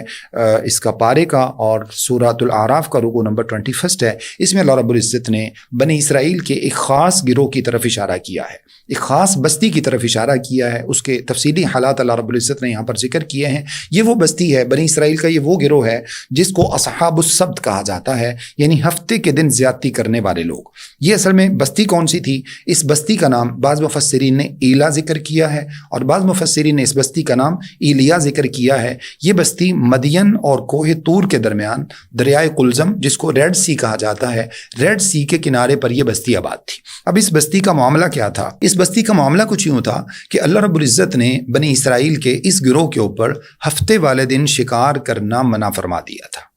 ہفتے والے دن اللہ تعالیٰ کی طرف سے یہ ہوتا، چونکہ ایک آزمائش تھی، ہفتے والے دن یہ ہوتا کہ ہفتے والے دن مچھلیاں زیادہ تعداد میں آتی۔ اب جب یہ زیادہ تعداد میں آتی تو یہ لوگ کیا کرتے، انہوں نے اللہ تعالیٰ کے حکم کی تعویل کی، اس کو بدلا۔ جیسا کہ آج کل بھی بہت سارے لوگ اللہ تعالیٰ کے احکام میں تعویل کرنے کے بعد وہ سمجھتے ہیں کہ ہم تو اللہ کی نافرمانی نہیں کر رہے. اب ان لوگوں نے کیا کیا, تعویل کی اس حکم کی, اور اس کے پاس جو ہے وہ گڑھے بنا لیے. اس دریا کے پاس گڑھے بنائے. اب وہ مچھلیاں ہفتے والے دن جب زیادہ آتی تو وہ گڑھے یعنی جو بیچ میں سے جو مطلب لنک جو کینالز ہوتی ہیں اس ٹائپ کے ان لوگوں نے وہ بنائیں, اور اس میں سے وہ پانی ادھر جاتا تو وہ مچھلیاں جا کے ان گڑھوں میں گر جاتی, اور اس کے بعد وہ واپس دریا کی طرف نہ جا پاتی. اب اصل مسئلہ تو آزمائش اس بات کی تھی کہ اللہ تعالیٰ نے ہفتے والے دن شکار کرنے سے منع کیا تھا, لیکن ان لوگوں نے اس کا جو ہے وہ طریقہ کار بدل کر اس چیز سے باز نہیں آئے. اللہ تعالیٰ کے اس حکم کی نافرمانی کی وجہ سے اللہ رب العزت نے ان کو بڑی ہی سخت سزا دی. اب اس بستی کے بارے میں مفسرین فرماتے ہیں کہ اس بستی کے بنیادی طور پر ان لوگوں کے 3 گروہ بن گئے. ایک گروہ شکار کرنے والا, اللہ تعالیٰ کی نافرمانی کرنے والا. دوسرا گروہ وہ تھا جو ان کو سمجھانے والا تھا. دوسرا گروہ وہ تھا جو خاموشی اختیار کر گیا. پہلے وہ ان کو سمجھاتے تھے لیکن اس کے بعد وہ خاموشی اختیار کر گئے. تیسرا گروہ وہ تھا جو ان کو ہمیشہ واضح و نصیحت کرتے رہتے اور وہ خود شکار کے اندر شامل بھی نہیں تھے. اب اللہ رب العزت کا جب ان لوگوں نے اس انداز سے یہ سلسلہ کیا یعنی اللہ تعالیٰ کی نافرمانی کی, تو اللہ رب العزت نے اس بستی کے اوپر ایک خاص عذاب بھیجا. وہ یہ کہ ایک دن جب یہ صبح سو کر اٹھے تو وہ خاص طور پر وہ لوگ جو ان کو سمجھاتے رہتے تھے, واضح و نصیحت کرتے رہتے تھے, ان لوگوں نے اپنے اور ان کے درمیان ایک دیوار کھڑی کر لی تھی, اس وجہ سے تاکہ کہیں اللہ تعالیٰ کے عذاب کا شکار ہوں تو ہم جو ہے وہ اس کی لپیٹ میں نہ آ جائیں. اور بیچ میں ایک دروازہ رکھا ہوا تھا جس سے کبھی ان کو کوئی ضرورت ہوتی بات چیت کرنے کی یا باقی معاملات کی تو وہ اس دروازے کے ذریعے وہ بات چیت کرتے. یہ مختلف تفسیری روایات کے اندر یہ روایات موجود ہے. ایک دن جب یہ سو کر اٹھے تو ان لوگوں نے دیکھا, یہ جو سمجھانے والے تھے, واضح و نصیحت کرنے والے, انہوں نے محسوس کیا کہ دوسری بستی سے کوئی آوازیں نہیں آ رہی. جب انہوں نے دیواروں کے اوپر سے وہ کھڑکی کھول کے دیکھا, دیواروں کے اوپر سے دیکھا تو ان میں سے اکثر یا تو خنزیر بن چکے تھے یا بندر بن چکے تھے. اس طرح کی صورتحال ان کی بن چکی, یعنی ان کی شکلیں مسخ ہو چکی تھیں, شکلیں ان کی تبدیل کر دی گئی تھیں. اب کن لوگوں کی شکلیں تبدیل کی گئیں؟ بعض مفسرین نے کہا کہ صرف نافرمانی کرنے والے گروہ کی شکلیں تبدیل کی گئیں, اور بعض نے کہا کہ ان کے ساتھ وہ گروہ جو خاموشی اختیار کر گیا تھا اور وہ یعنی ان کو کسی بھی طرح کا واضح و نصیحت نہیں کرتا تھا, امر بالمعروف اور نہی عن المنکر نہیں کرتا تھا, ان کی بھی ساتھ میں اللہ رب العزت نے ان کو بھی عذاب کا شکار کیا. تو بہرحال مقصد کہنے کا یہ ہے کہ اللہ تعالیٰ کے احکام کی تعویل کرنا, اس کو جو ہے وہ مختلف انداز سے ہیر پھیر کر کے اس کو جو ہے وہ نافرمانی کرنے کی کوشش کرنا, یہ نافرمانی کرنے سے زیادہ بدترین گناہ ہے. چونکہ نافرمانی کرنے والا بھی یقیناً گناہ گار ہی ہوتا ہے, لیکن اللہ تعالیٰ کے احکام کو بدلنا اور بدل کر اس میں نافرمانی کرنے کی کوشش کرنا, یہ اللہ تعالیٰ کو زیادہ جو ہے وہ اللہ تعالیٰ کے غیظ و غضب کو دعوت دینے والی بات ہے. تو اللہ رب العزت نے اس قوم کے حوالے سے یہاں پر جو ہے وہ تذکرہ کیا ہے. اس کے بعد اللہ رب العزت نے اگلے رکوع میں آیت نمبر 172 میں عہد الست کا ذکر کیا ہے. وَإِذْ أَخَذَ رَبُّكَ مِن بَنِي آدَمَ مِن ظُهُورِهِمْ ذُرِّيَّتَهُمْ وَأَشْهَدَهُمْ عَلَىٰ أَنفُسِهِمْ. اللہ رب العزت نے جب بنی آدم علیہ الصلوۃ والسلام سے, آدم علیہ السلام کی پشت سے اللہ رب العزت نے تمام ذریت کو پیدا فرمایا. اس کو عبداللہ بن عباس رضی اللہ تعالیٰ عنہ فرماتے ہیں کہ اس سے مراد جو ہے وہ عالم ذر ہے, عالم ذریت ہے, یعنی آدم علیہ السلام کے پشت سے اللہ تعالیٰ نے تمام بنی نوع کو پیدا فرمایا. اب اس میں خاص وعدے کا ذکر ہے جو اللہ رب العزت نے تمام بنی نوع آدم کو پیدا کرنے سے پہلے تمام انسانوں سے, تمام بنی نوع آدم علیہ السلام سے اللہ رب العزت نے یہ وعدہ لیا ہے. یہ وعدہ کس حالت میں لیا؟ اللہ رب العزت نے سب کو پیدا فرمایا, انبیاء کو الگ کر دیا, امتوں کو الگ کر دیا, امیروں کو الگ کر دیا, فقیروں کو الگ کر دیا. ابی بن کعب رضی اللہ تعالیٰ عنہ کی روایت کے اندر یہ ساری تفصیلات موجود ہیں, اور سب کچھ اللہ رب العزت نے ان کو علیحدہ علیحدہ کرنے کے بعد یہ پوچھا, جو الفاظ قرآن مجید کی آیت کے اندر بھی موجود ہیں, وَأَشْهَدَهُمْ عَلَىٰ أَنفُسِهِمْ, انہی کو ان کے نفسوں پر گواہ بنایا. اور پھر پوچھا أَلَسْتُ بِرَبِّكُمْ,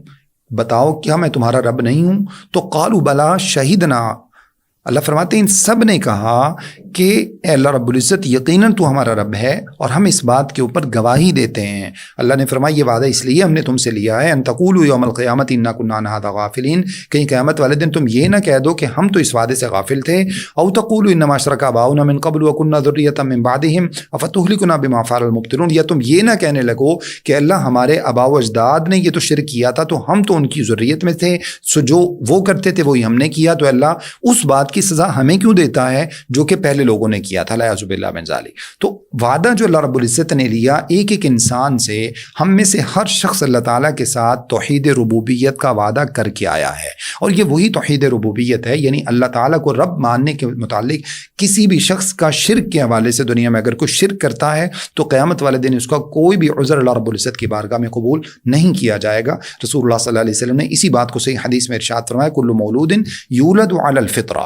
فابواہ یہودانی او ینصرانی او یمجسانی، ہر انسان، ہر آدم علیہ السلام کا بچہ وہ فطرت سلیمہ یعنی توحید کی فطرت پر پیدا ہوتا ہے، اس کے بعد اس کے والدین اس کو یہودی بنا دیں، مجوسی بنا دیں، یا اس کو کچھ بھی بنا دیں، نصرانی بنا دیں، یہ ان کا معاملہ ہے۔ تو اس کا معنی یہ کہ اس معاملے میں قیامت والے دن انسان کا کوئی بھی عذر اللہ کے ہاں قابل قبول نہیں ہوگا۔ پھر اس کے بعد اللہ رب العزت نے ایک خاص شخص سے متعلق یہ بات ارشاد فرمائی کہ اس بندے کی خبر جو ہے وہ پڑھیے جس کو اللہ رب العزت نے اپنی آیتوں کی سمجھ بوجھ عطا فرمائی، لیکن اس کے باوجود وہ شیطان کے پیچھے لگ گیا۔ کوئی اسپیسیفک پرسن نہیں ہے، کوئی بھی شخص ہو سکتا ہے۔ اللہ رب العزت نے اس کی کتے کے ساتھ مثال دی ہے، فرمایا کہ آپ اس کے اوپر حملہ کریں یا نہ کریں وہ ہمیشہ ہانپتا ہی رہتا ہے۔ اللہ فرماتے ہیں ایسے شخص کی مثال جو اللہ کی آیتوں کو دیکھنے کے باوجود اس کو چھوڑ کر دوبارہ کفر میں چلا جاتا ہے، شیطان کی پیروی میں چلا جاتا ہے، اس کی مثال اسی طرح سے اس کتے کی سی ہی ہے۔ اور اس کے بعد اللہ رب العزت نے فرمایا وَلَقَدْ ذَرَأْنَا لِجَهَنَّمَ كَثِيرًا مِنَ الْجِنِّ وَالْإِنسِ، آیت نمبر 179 ہے۔ اللہ فرماتے ہیں کہ ہم نے جنوں اور انسانوں میں سے بہت ساری مخلوقات کو جہنم کے لیے پیدا کیا ہے۔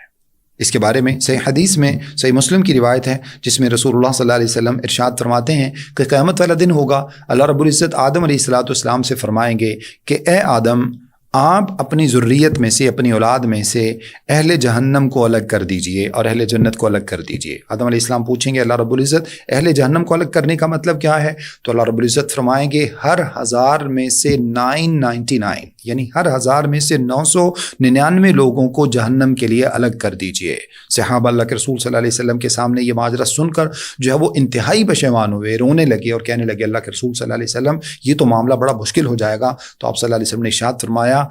زیادہ پریشان نہ ہو،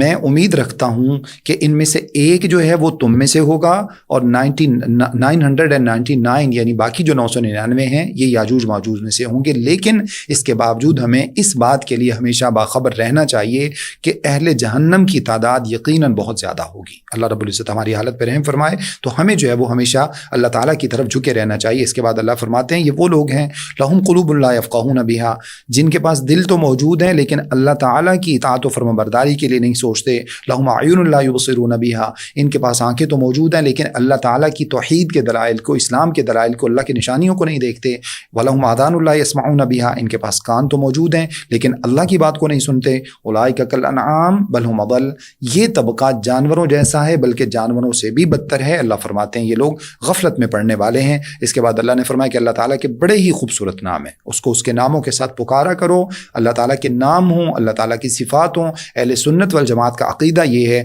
کہ جو بھی اللہ تعالیٰ کے نام قرآن مجید میں ذکر کیے گئے ہیں بغیر کسی تعویل کے، بغیر کسی تعطل کے، بغیر کسی تمثیل اور تشبیہ کے، ان کو اسی طرح سے ان پر ایمان لانا اور ان کو جو ہے وہ ماننا از حد ضروری ہے، اور ان کے بارے میں وہی عقیدہ رکھنا جو اللہ نے بیان فرمایا، یہی اہل سنت والجماعت کا عقیدہ ہے۔ ہاں البتہ اللہ نے فرمایا کہ کچھ لوگ وہ ہیں وَذَرُوا الَّذِينَ يُلْحِدُونَ فِي أَسْمَائِهِ، ان لوگوں کو چھوڑ دیجئے جو اللہ کے ناموں کے اندر الحاد کرتے ہیں۔ اللہ کے ناموں میں الحاد سے کیا مراد ہے؟ اللہ تعالیٰ کے ناموں کی تعویل کرتے ہیں، اللہ تعالیٰ کی ساری صفات کو نہیں مانتے، جیسا کہ فرق ضالہ میں، گمراہ فرقوں میں بہت سارے فرقے گزرے ہیں جن میں سے جہمیہ ہے، اللہ تعالیٰ کی تمام صفات کا انکار کرتے ہیں، جن میں سے اشاعرہ ہیں جو کہ اللہ تعالیٰ کی صرف 7 صفات کو مانتے ہیں، اور اسی طرح سے جو ہے وہ ان کے ساتھ ماتریدیہ ہیں جو انہی صفات کو، یعنی وہ 7 جو اشاعرہ مانتے ہیں ان کے ساتھ ایک صفت تکوین کو شامل کر کے یہ جو ہے وہ جیسے اللہ تعالیٰ کی صفت کلام ہے، اسی طرح سے صفت سماعت ہے، بصارت ہے، قوت ہے، ارادہ ہے، حیات ہے، ان صفات کو مانتے ہیں، باقی ساری صفات کا انکار کرتے ہیں، جبکہ قرآن مجید میں اللہ تعالیٰ کی اس کے علاوہ بے شمار صفات کا ذکر ہے۔ اس کے علاوہ رسول اللہ صلی اللہ علیہ وسلم نے بھی احادیث کے اندر اللہ رب العزت کی صفات کا ذکر کیا ہے۔ تو یہ اللہ تعالیٰ کی صفات کو جو ہے وہ تشبیہ کے ساتھ ماننا، لوگوں کے ساتھ تشبیہ دینا، دوسری چیزوں کے ساتھ تشبیہ دینا، جبکہ اللہ فرماتے ہیں لیس کمثلہ شیء، اللہ تعالیٰ کی مثل تو کوئی چیز نہیں ہو سکتی، اس کی مشابہت کوئی چیز نہیں ہو سکتی. یا اسی طرح سے اللہ تعالیٰ کی صفات کو بالکل ہی تعطیل کا جو ہے وہ نظریہ رکھنا، عقیدہ رکھنا کہ اللہ تعالیٰ کی ان صفات کا بالکل انکار کر دینا. جیسے اللہ تعالیٰ کی صفت ہاتھ کا قرآن مجید میں ذکر موجود ہے، اللہ تعالیٰ کی صفت جو ہے وہ اللہ تعالیٰ کے چہرے کا قرآن مجید میں ذکر موجود ہے، اللہ تعالیٰ کی پنڈلی کا حدیث میں ذکر موجود ہے. تو اہل سنت والجماعت کا اس بارے میں عقیدہ یہ ہے کہ وہ کسی بھی طرح کے الحاد کا شکار نہیں ہوتے. اللہ تعالیٰ کی تمام کے تمام ناموں کو، اللہ کی تمام صفات کو اہل سنت والجماعت جو ہے وہ اسی طرح سے من معنی تسلیم کرتے ہیں جس طرح اللہ اور اس کے رسول صلی اللہ علیہ وسلم نے ان کا ذکر فرمایا ہے. اس کی مزید تفصیلات جو ہیں وہ عقائد کی کتب کے اندر دیکھی جا سکتی ہیں. اس کے بعد اللہ رب العزت نے نبی صلی اللہ علیہ وسلم سے متعلق اس بات کی وضاحت فرمائی ہے. آیت نمبر 188 ہے. اللہ فرماتے ہیں قل لا املک لنفسی نفعا ولا ضرا الا ما شاء اللہ. اے نبی صلی اللہ علیہ وسلم آپ ان سے کہہ دیجئے میں اپنے نفس کے لیے بھی کسی طرح کے نفع اور نقصان کا مالک نہیں ہوں سوائے اس کے جو اللہ رب العزت چاہے. وَلَوْ كُنْتُ أَعْلَمُ الْغَيْبَ لَاسْتَكْثَرْتُ مِنَ الْخَيْرِ. اور دیکھو اگر میں علم غیب جانتا ہوتا، جیسا کہ تم لوگوں میں سے بعض نے یہ عقیدہ اور نظریہ رکھ لیا ہے، تو لَاسْتَكْثَرْتُ مِنَ الْخَيْرِ، میں اپنے لیے ساری بلائیاں نہ جمع کر لیتا. وَمَا مَسَّنِيَ السُّوءُ، مجھے کوئی تکلیف نہ پہنچتی. إِنْ أَنَا إِلَّا نَذِيرٌ وَبَشِيرٌ لِقَوْمٍ يُؤْمِنُونَ.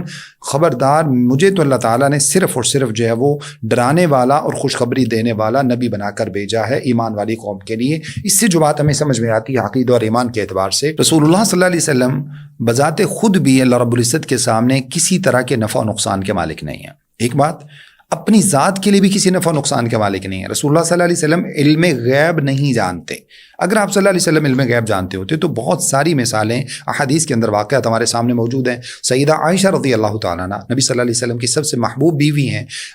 زوجہ رسول ہیں صلی اللہ علیہ وسلم، ام المؤمنین ہیں رضی اللہ تعالیٰ عنہ. ان کے اوپر جو ہے وہ ایک الزام لگتا ہے جس کو واقعہ افک کہا جاتا ہے. سورہ نور کے اندر اس کی تفصیلات موجود ہیں. اللہ کے رسول صلی اللہ علیہ وسلم کم و بیش 1 مہینہ پریشان رہتے ہیں، لیکن اس کے باوجود آپ صلی اللہ علیہ وسلم فیصلہ نہیں کر پاتے. اگر آپ صلی اللہ علیہ وسلم کو علم غیب ہوتا تو پہلے ہی دن پتہ چل جاتا کہ یہ تو منافقین کی رچائی ہوئی سازش ہے. اور سیدہ عائشہ صدیقہ کائنات جو ہے رضی اللہ تعالیٰ عنہ وہ ہر طرح کے ان الزامات سے مبرہ ہیں. اسی طرح سے جب اللہ کے رسول صلی اللہ علیہ وسلم کے خلاف مختلف قسم کی سازشیں لوگوں نے کی، اللہ تعالیٰ کی خبر کرنے پر آپ صلی اللہ علیہ وسلم کو علم ہوا، بذات خود آپ صلی اللہ علیہ وسلم کو جو ہے وہ اس کا علم نہ ہو سکا. اسی طرح سے آپ صلی اللہ علیہ وسلم کے جب احد کے اندر دندان مبارک شہید ہوئے، اگر آپ صلی اللہ علیہ وسلم کو اندازہ ہوتا کہ میرے ساتھ یہ حالات پیش آنے والے ہیں تو آپ صلی اللہ علیہ وسلم یقیناً پہلے سے ہی اپنا بچاؤ کر لیتے.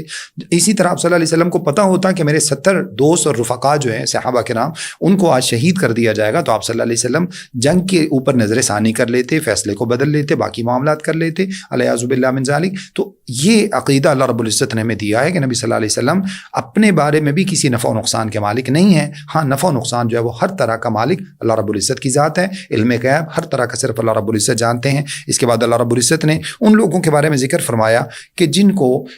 اللہ تعالیٰ کی طرف سے جب جو ہے وہ اولاد نہیں ہوتی تو اللہ تعالیٰ سے دعائیں مانگتے ہیں، بہت زیادہ کثرت سے دعائیں کرتے ہیں. آیت نمبر 189 ہے.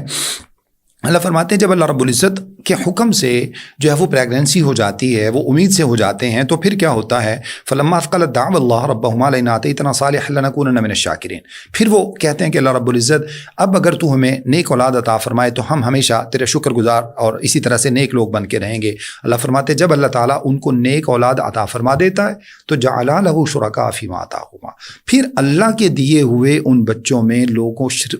مختلف جو ہے وہ شرکاء کو شریک کر لیتے ہیں. یعنی اب چادر کسی اور کے نام کی چڑھائیں گے، نظر کسی اور کے نام کی مانیں گے، اس بچے کے گلے میں، اس کے ہاتھ میں، اس کے بازو پہ مختلف جو ہے وہ پیروں فقیروں آستانوں سے لے کر دھاگے اور جو ہے وہ اس طرح کے کڑے پہنائیں گے. الیاذ باللہ من ذالک. اللہ رب العزت فرماتے ہیں جب اولاد نہیں تھی تو دینے میں تو کوئی اللہ تعالیٰ کے ساتھ شریک نہیں تھا، اب ملنے کے بعد باقی جو ہے وہ کیسے شریک ہو سکتے ہیں؟ اس کے بعد اللہ فرماتے ہیں کہ یہ جو اللہ تعالیٰ کے ساتھ ان لوگوں نے جن کو شریک بنا رکھا ہے، اللہ فرماتے ہیں ان کو بلاؤ وَإِن تَدْعُوهُمْ إِلَى الْهُدَىٰ لَا يَتَّبِعُكُمْ سَوَاءٌ عَلَيْكُمْ أَدْعَوْتُمُوهُمْ وَأَنْتُمْ صَامِتُونَ. ان کو پکارو یا نہ پکارو اس سے ان کو کوئی فرق نہیں پڑتا، یہ نہیں سنتے، وہ تمہاری پکار سے غافل ہیں. اس کے بعد اللہ فرماتے ہیں کہ جن کو تم اللہ کے سوا پکارتے ہو عباد امثالکم، یہ تمہارے ہی جیسے بندے ہیں. فَادْعُوهُمْ فَلْيَسْتَجِيبُوا لَكُمْ إِن كُنتُمْ صَادِقِينَ. ان کو پکار کے دیکھو، ان سے بولو تمہیں جواب دیں اگر تم سچے ہو تو. اللہ فرماتے ہیں أَلَهُمْ أَرْجُلٌ يَمْشُونَ بِهَا، کیا ان کے پاؤں نہیں ہیں جن کے ساتھ یہ چل کے دکھا سکیں؟ أَمْ لَهُمْ أَيْدٍ يَبْطِشُونَ بِهَا، ان کے ہاتھ ہیں جن کے ساتھ وہ پکڑ سکیں، ان کی آنکھیں جن کے ساتھ وہ دیکھ سکیں، ان کے کان ہیں جن کے ساتھ وہ سن سکیں. یعنی مرنے کے بعد اب ان کی تمام یہ صلاحیتیں ختم ہو چکی ہیں. قُلِ ادْعُوا شُرَكَاءَكُمْ ثُمَّ كِيدُونِ فَلَا تُنظِرُونَ. اللہ فرماتے ہیں ان سے کہہ دیجئے اپنے ان شرکاء کو بلاؤ، پھر مجھے کبھی بھی ایک لمحے کے لیے بھی مجھے مہلت نہ دو. معنی کیا ہے؟ معنی یہ ہے کہ یہ شرکاء اب کسی بھی قسم کی کوئی طاقت نہیں رکھتے. مرنے کے بعد جب زندہ تھے تب تو وہ تمہاری صرف دنیاوی اعتبار سے، جیسے ایک انسان دوسرے انسان کی مدد کر سکتا ہے، صرف وہ کر سکتے تھے، اور مرنے کے بعد تو اس سے بھی یہ محروم ہو گئے. اب یہ کیسے ممکن ہے کہ مرنے کے بعد ان کے اندر وہ طاقتیں پیدا ہو جائیں جو اللہ رب العزت کی طاقتیں ہیں؟ الیعوذ باللہ من ذالک. تو اللہ تعالیٰ ہمیں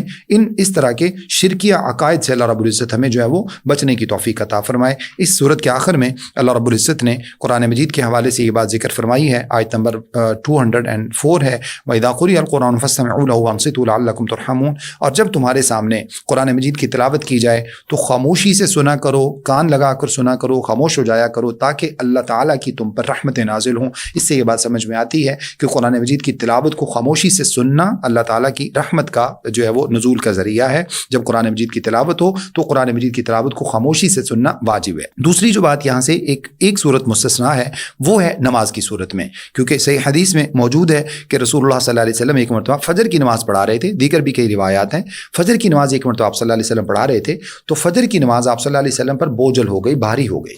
اس کی وجہ یہ تھی کہ صحابہ کرام پیچھے تلاوت کر رہے تھے، قرات کر رہے تھے. آپ صلی اللہ علیہ وسلم نے صحابہ کرام سے پوچھا کہ کیا تم میرے پیچھے پڑھتے ہو؟ صحابہ نے عرض کیا ای واللہ، اللہ کی قسم یقیناً ہم پڑھتے ہیں. تو اللہ کے رسول صلی اللہ علیہ وسلم نے ارشاد فرمایا کہ لا تفعلوا الا بام القرآن فانه لا صلاة لمن لم يقرأ بها. دیکھو یہ پڑھنا جو ہے، پیچھے قرات کرنا، سوائے فاتحہ کے باقی کسی چیز کی قرات نہ کیا کرو. یعنی جو تم بلند آواز سے جب میں پڑھ رہا ہوں تو تم بھی میرے ساتھ پڑھتے ہو. قرآن مجید کو نہ پڑھا کرو، سورہ فاتحہ کو صرف پڑھا کرو، کیونکہ جو شخص سورہ فاتحہ نہیں پڑھتا اس کی نماز نہیں ہوتی. دیگر بے شمار روایات کے اندر اس کے بارے میں مزید وضاحت موجود ہے کہ سورہ فاتحہ کو اللہ رب العزت نے نماز قرار دیا. صحیح مسلم کی حدیث ہے. اسی طرح سے جو ہے وہ دیگر روایات کے اندر موجود ہے کہ آپ صلی اللہ علیہ وسلم نے فرمایا کہ جو فاتحہ نہیں پڑھتا نماز کے اندر اس کی نماز جو ہے وہ ناقص ہے. اس کے بعد سورہ انفال ہے جس کا اللہ رب العزت نے جو ہے وہ اس پارے کے اندر آخر میں ذکر فرمائی ہے. سورہ انفال اصل میں مال غنائم کو کہا جاتا ہے. وہ مال جو جہاد کرنے کی وجہ سے حاصل ہوتے ہیں ان مالوں کو مال غنیمت کہا جاتا ہے. یہ انفال سے اللہ رب العزت نے ان کو تعبیر کیا ہے. مال غنیمت پہلی امتوں میں اللہ رب العزت نے حلال نہیں رکھا تھا. وہ جو مال غنیمت جو بھی اکٹھا ہوتا، یعنی کسی جو ہے وہ باطل لشکر کے ساتھ جب کبھی ان کی لشکر کشی ہوتی اور جنگ ہوتی تو وہاں سے جو مال ملتا وہ سارا کا سارا لا کر جو ہے وہ ایک جگہ رکھ دیا جاتا، اور جو ہے وہ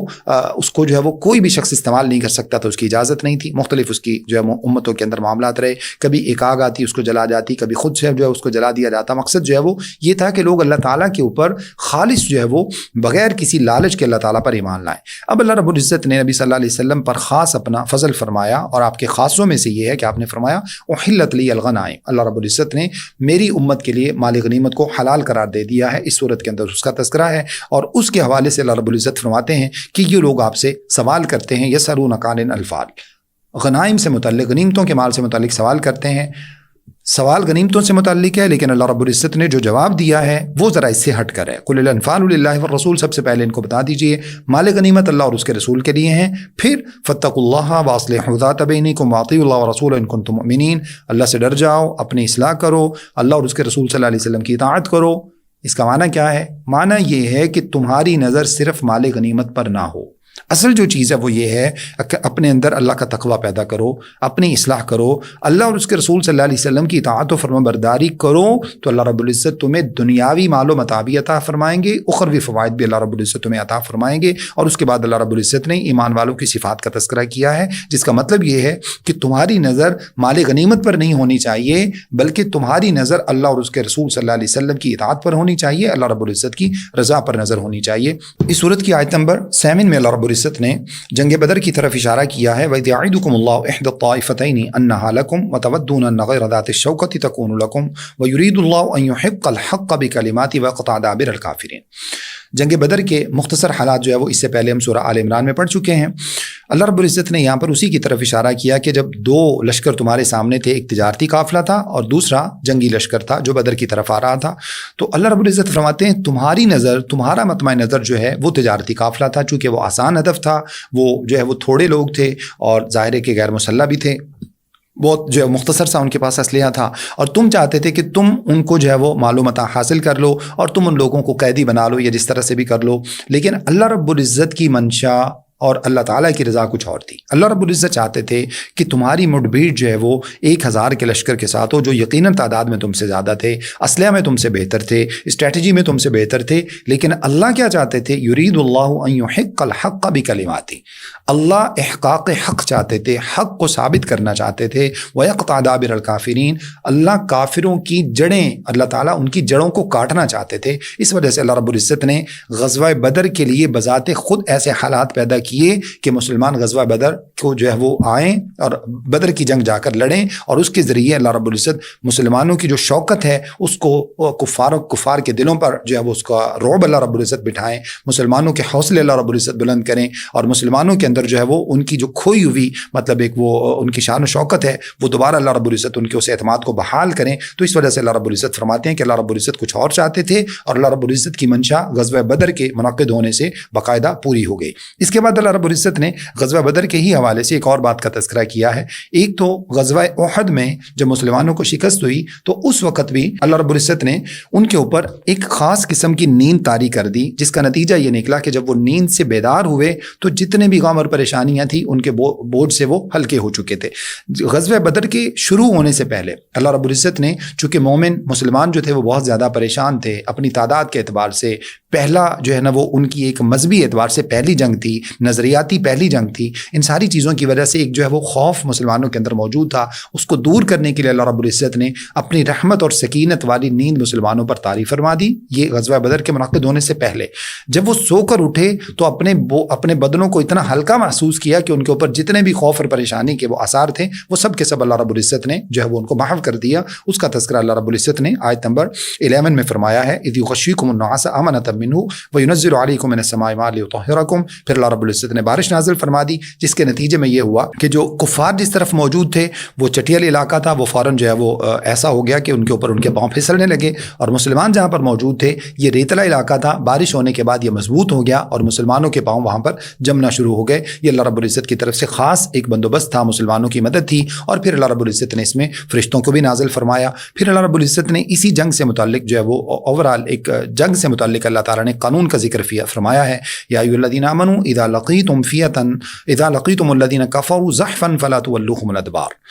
آیت نمبر 15 ہے سورہ انفال کی۔ اللہ فرماتے ہیں کہ جب جنگ منعقد ہو جائے، جنگ کے لیے اعلان کر دیا جائے، تو پھر اس سے راہ فرار اختیار کرنا یہ کبیرہ گناہ ہے۔ ہاں، صرف ایک صورت ہے کہ اگر کوئی شخص جو ہے وہ پینترا بدلنے کے لیے، اس سے جو ہے وہ اپنی پوزیشن بدلنے کے لیے بعض مرتبہ، چونکہ پہاڑوں میں ایسا ہوتا تھا کہ ان کو مختلف جو ہے وہ پہاڑوں کے چکر کاٹ کر دوبارہ سے وہ تازہ دم ہو کر حملہ کرنا ہوتا، تو اس صورت میں اللہ رب العزت فرماتے ہیں پینترا بدلنے کے لیے، اپنی ٹیکنیک بدلنے کے لیے تمہیں اس بات کی اجازت ہے، ورنہ جہاد سے راہ فرار اختیار کرنا کبیرہ گناہ ہے۔ اور پھر اللہ رب العزت نے اسی جنگ سے متعلق یہ بات ارشاد فرمائی کہ فلم تقتلوهم ولکن اللہ قتلهم۔ یہ جس جنگ کے اندر بظاہر تم ریپریزنٹیٹو تھے، حقیقت میں وہ جنگ اللہ رب العزت کر رہے تھے۔ وما رمیت اذ رمیت ولکن اللہ رما، جب تم نے تیر اندازی کی تو ان تیروں کو باقاعدہ ہدف تک پہنچانا اللہ رب العزت کا کام تھا، وہ حقیقت میں اللہ نے ہی تیر اندازی کی ہے، اور اللہ نے فرشتوں کو بھی نازل کیا۔ اس کا مقصد یہ تھا کہ تاکہ اللہ تعالیٰ ایمان والوں کو ان کے ایمان میں آزما لیں، اور اللہ رب العزت یقیناً سننے والے اور جاننے والے ہیں۔ اس کے بعد اللہ رب العزت نے آیت نمبر 25 میں یہ بات ارشاد فرمائی، واتقوا فتنة لا تصیبن الذین ظلموا منکم خاصہ۔ ان اللہ تعالیٰ کے جو آزمائشیں اللہ تعالیٰ کی طرف سے آتی ہیں جو عمومی طور پر جو ہے وہ آ جاتی ہیں، ان آزمائشوں سے ہمیشہ اپنے آپ کو بچا کے رکھا کرو، اور یاد رکھو اللہ تعالیٰ بڑا ہی سخت سزا دینے والا ہے۔ اس سے مراد ایسی آزمائشیں ہیں جو پوری کی پوری انسانیت کو کبھی لپیٹ میں لے لیتی ہیں، کبھی پوری قوم کو لپیٹ میں لے لیتی ہیں، پورے علاقے کو لپیٹ میں لے لیتی ہیں، اور بعض حدیث کے اندر موجود ہے ثم یبعثون علی نیاتہم، پھر قیامت والے دن ان کو ان کی نیتوں کے مطابق اٹھایا جائے گا۔ تو بعض مرتبہ ایسا ہوتا ہے کہ کچھ لوگ جو اصلاح کرنے والے ہوتے ہیں وہ بھی اس کی لپیٹ میں آ جاتے ہیں، یا بعض مرتبہ کچھ لوگ وہ ہوتے ہیں جو اصلاح نہیں کرنے والے ہوتے، امر بالمعروف اور نہی عن المنکر کے جو ہے وہ فریضہ سے غافل ہو جاتے ہیں، اگرچہ وہ گناہ کرنے میں شریک نہیں ہوتے لیکن وہ بھی اس کے اندر جو ہے وہ اس کی لپیٹ میں آ جاتے ہیں۔ تو اللہ رب العزت نے ان آزمائشوں سے بچنے کا اللہ رب العزت نے یہاں پر تنبیہ فرمائی ہے۔ اس کے بعد اللہ رب العزت نے ارشاد فرمایا کہ ایمان والو، آیت نمبر 27 ہے، لا تخونوا اللہ والرسول وتخونوا اماناتکم تم تعلمون، اللہ اور اس کے رسول صلی اللہ علیہ وسلم کے ساتھ کسی بھی طرح کی خیانت نہ کیا کرو۔ یہ مال غنیمت کے حوالے سے بھی ہو سکتا ہے، اس کے علاوہ ایمان کے مختلف جو تقاضے ہیں ان کے اندر بھی ہو سکتا ہے۔ اور یاد رکھو، تمہارے اموال اور تمہاری اولادیں یہ تمہارے لیے فتنہ اور آزمائش ہیں، یعنی صرف اس حد تک ان کے ساتھ رہو جتنا اللہ تعالیٰ نے تمہیں اجازت دی ہے، اور اگر تم ان کی محبت میں گرفتار ہو کر اللہ کو بھول جاؤ گے، جیسے کہ سورۃ توبہ میں آگے اللہ نے ذکر فرمایا، تو اللہ فرماتے ہیں پھر یہ تمہارے لیے فتنہ اور آزمائش بن جائیں گے اور تمہارا اجر اللہ تعالیٰ کے پاس موجود ہے۔ اس کے بعد اللہ رب العزت نے کفار کی ایک سازش کا ذکر کیا ہے، آیت نمبر 30 ہے، وَإِذْ يَمْكُرُ بِكَ الَّذِينَ كَفَرُوا لِيُثْبِتُوكَ أَوْ يَقْتُلُوكَ أَوْ يُخْرِجُوكَ۔ اللہ کے رسول صلی اللہ علیہ وسلم جب ابھی مکہ میں موجود تھے تو کفار نے آپ صلی اللہ علیہ وسلم کے خلاف سازش کی، اور انہوں نے جو ہے وہ پہرا بٹھا دیا۔ ان کا مقصد یہ تھا کہ یا تو آپ کو زندہ گرفتار کر لیا جائے، یا آپ صلی اللہ علیہ وسلم کو والعیاذ باللہ من ذالک قتل کر دیا جائے، یا نبی صلی اللہ علیہ وسلم کو علاقے سے جلا وطن کر دیا جائے۔ تو اللہ نے اس سازش کا ذکر فرمایا۔ اللہ فرماتے ہیں وَيَمْكُرُونَ وَيَمْكُرُ اللَّهُ، وہ بھی سازش کرتے ہیں، اللہ رب العزت بھی اپنی تدبیریں فرماتے ہیں، اور یقیناً واللہ خیر الماکرین، اللہ ہی کی تدبیر جو ہے وہ کامیاب اور کارگر ہونے والی ہے۔ اور اللہ رب العزت نے اپنی تدبیر کے ساتھ نبی صلی اللہ علیہ وسلم کو وہاں سے ایسے نکالا کہ کفار جو ہے وہ بالکل وہ دیکھ ہی نہیں سکے کہ اللہ کے رسول صلی اللہ علیہ وسلم کس طرح سے وہاں سے چلے گئے۔ اس کے بعد اللہ رب العزت فرماتے ہیں کہ جب کفار کے سامنے ہماری آیتوں کی تلاوت کی جاتی ہے تو یہ اس کو پچھلے لوگوں کی قصے کہانیاں قرار دیتے ہیں، اور کہتے ہیں کہ اس طرح کی باتیں تو وہی ہیں جو پہلے ہمارے بڑے بھی سنا کرتے تھے، اور پھر ان کی بدبختی کی انتہا یہ ہوتی ہے۔ آیت نمبر 32 میں اللہ فرماتے ہیں پھر یہ لوگ کہتے ہیں قالوا اللہم ان کان ھذا ھو الحق من عندک فامطر علینا حجارۃ من السماء وائتنا بعذاب علیم، اعوذ باللہ من ذالک، کہتے ہیں کہ اللہ اگر یہ دین تیری طرف سے برحق ہے، نبی صلی اللہ علیہ وسلم کا آنا تیری طرف سے برحق ہے، تو ہمارے اوپر یا تو پتھروں کی بارش نازل فرما دیں یا پھر ہمیں دردناک عذاب کا شکار کر دے، اعوذ باللہ من ذالک، اعوذ باللہ من ذالک۔ حالانکہ کہنا تو یہ چاہیے کہ اللہ رب العزت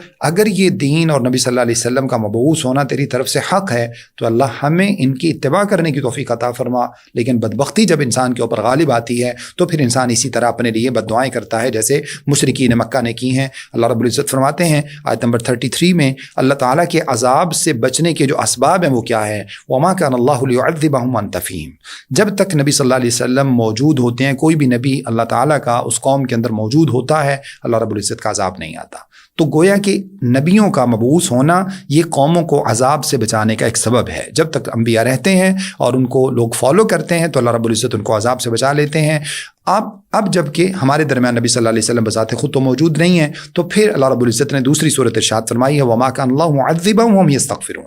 اللہ رب العزت اس وقت بھی لوگوں کو عذاب نہیں دیتے جب تک لوگ استغفار کرتے رہتے ہیں۔ تو یہ صورت آج ہمارے لیے ممکن ہے، ہم جتنا زیادہ استغفار کریں گے اللہ رب العزت کے عذابوں سے آزمائشوں سے بچے رہیں گے۔ اس کے بعد اللہ نے مشرکین کی عبادت کا ذکر کیا ہے، وما کان صلاتهم عند البیت الا مقام وتصدیہ، مشرکین کی عبادت کیا تھی، سیٹیاں بجاتے تھے، تالیاں بجاتے تھے، اور اس طرح سے ان کی عبادت ہوتی تھی۔ اس کے بعد اللہ رب العزت نے اس پارے کے آخر میں یہ بات ارشاد فرمائی ہے قل للذین کفروا ینتہوا یغفر لهم ما قد سلف، ان کافروں سے کہہ دیجئے کہ اگر یہ باز آ جاتے ہیں تو پچھلا اللہ رب العزت ان کو سارے گناہ معاف فرما دیں گے، وَإِن يَعُودُوا فَقَدْ مَضَتْ سُنَّةُ الْأَوَّلِينَ، اور اگر یہ باز نہیں آتے دوبارہ پھر اپنی روش پہ قائم ہی رہتے ہیں تو اللہ فرماتے ہیں ان کے سامنے پہلے بہت سی قوموں کے حالات گزر چکے ہیں، یقیناً اللہ تعالیٰ ان کے ساتھ بھی وہی کریں گے۔ پھر اللہ فرماتے ہیں وَقَاتِلُوهُمْ حَتَّى لَا تَكُونَ فِتْنَةٌ وَيَكُونَ الدِّينُ كُلُّهُ لِلَّهِ، اس وقت تک جہاد کیجئے جب تک فتنہ ختم نہ ہو جائے اور پورے کا پورا دین اللہ رب العزت کے لیے دنیا کے اندر غالب نہ ہو جائے، قائم نہ ہو جائے۔ فَإِنِ انتهوا فَإِنَّ اللَّهَ بِمَا يَعْمَلُونَ بَصِيرٌ، اگر یہ باز آ جاتے ہیں یعنی کفار اللہ تعالیٰ کے دین کو نقصان پہنچانے سے، فتنہ قائم کرنے سے، فتنہ کیا ہے اس کی وضاحت ہم دوسرے بارے میں بھی کر چکے ہیں۔ فتنہ یہ ہے کہ اللہ تعالیٰ کے دین کے خلاف کی جانے والی ہر حرکت اور سازش فتنہ کہلاتی ہے۔ اللہ تعالیٰ کے رستے سے لوگوں کو روکنا فتنہ ہے، اللہ تعالیٰ کے رستے سے لوگوں کو ہٹانا، اہل ایمان کے جو ہے وہ رستوں میں رکاوٹیں پیدا کرنا، ان کے اوپر طعنیں کسنا، ان کے لیے جو ہے وہ ان کو تکلیفوں کا شکار کرنا، یہ ساری چیزیں فتنہ کے اندر شامل ہیں۔ اللہ فرماتے ہیں جب تک فتنہ موجود ہے تب تک جہاد کرنے کا حکم ہے۔ آج ہم جو مختلف قسم کی آزمائشوں کا شکار ہیں اس کا سبب بھی یہی ہے کہ ہم نے جہاد کو چھوڑ دیا ہے۔ اگلے پارے میں ہم جہاد کے حوالے سے تفصیلات انشاءاللہ پڑھیں گے۔ اللہ رب العزت سے دعا ہے کہ اللہ رب العزت جو کچھ میں نے آپ کے سامنے بیان کیا مجھے اور آپ سب کو سمجھنے، عمل کرنے اور آگے پہنچانے کی توفیق عطا فرمائے۔ استغفر اللہ لی ولکم ولسائر المسلمین، والسلام علیکم ورحمۃ اللہ وبرکاتہ۔